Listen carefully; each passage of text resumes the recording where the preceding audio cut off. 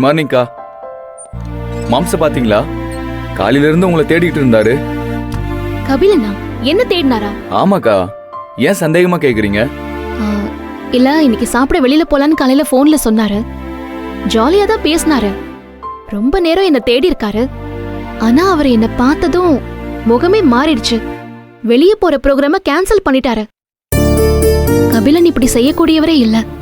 அதான் எனக்கு ஒண்ணுமே புரியல. எனக்கு என்னமோ மாம்ஸ் உங்களை பிராங்க் பண்றாரோன்னு தோணுது.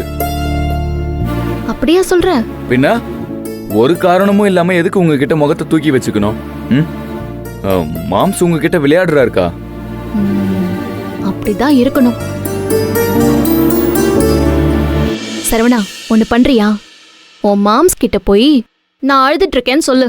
அக்கா, நீங்க ரொம்ப தேறிட்டீங்க. தெய்வான ட்ரைனிங் எதுவும் கொடுத்தாளா? இல்ல பெண்களே இப்படிதானா? சரி சரி, முறைக்காதீங்க, செஞ்சிருவோம்.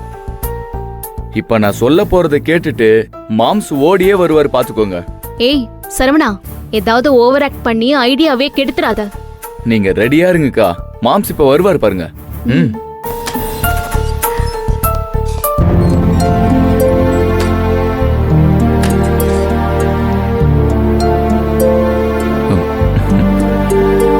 மாம்ஸ், அக்காவை ஏதாவது சொன்னீங்களா? நானா? இல்லையே. ஏன்? அப்புறம் ஏன் அக்கா அழுதுகிட்டே இருக்காங்க? அழறாங்களா?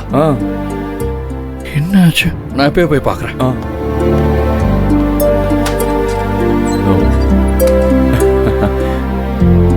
அக்கா மாம்ச நல்லா தெரிஞ்சு வச்சிருக்காங்க.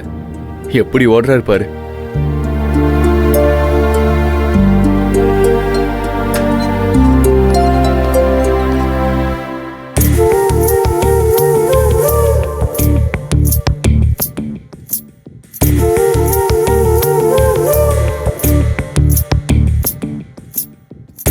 புனிதா, என்னாச்சு? நீங்க அழுதுட்டு இருக்கீங்கன்னு சரவணன் சொன்னாரு. புனிதா, ஏன் அழுறீங்க? புனிதா,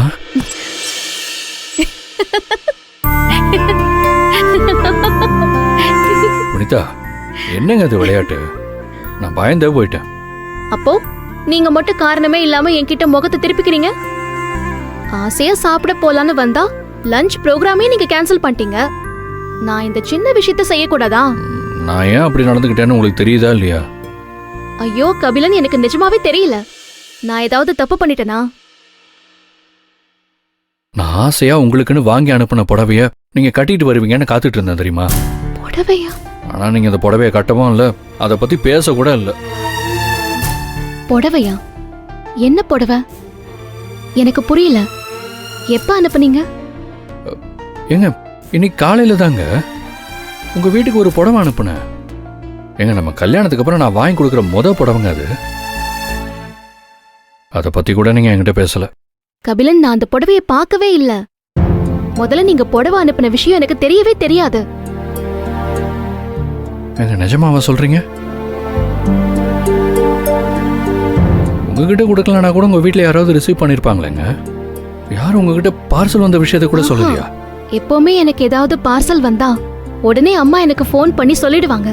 ஆனா இப்ப வரைக்கும் அம்மா என்கிட்ட சொல்லவே இல்லையே பார்சலை பத்தி.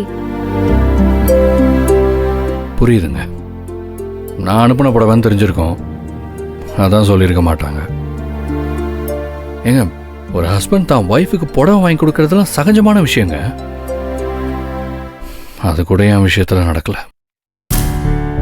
கபிலன், ப்ளீஸ் நீங்க வருத்தப்படாதீங்க. நான் இப்பவே வீட்டுக்கு போய் என்ன நடந்துச்சுன்னு பாக்குறேன். விடுங்க புனிதா. அப்படிலாம் விட முடியாது கபிலன். இது நம்ம 2 பேரும் சம்பந்தப்பட்ட விஷயம். என்ன நடந்திருக்குன்னு நானும் தெரிஞ்சுக்கணும். நான் வீட்டுக்கு போய் பாக்குறேன். நான் வரேன்.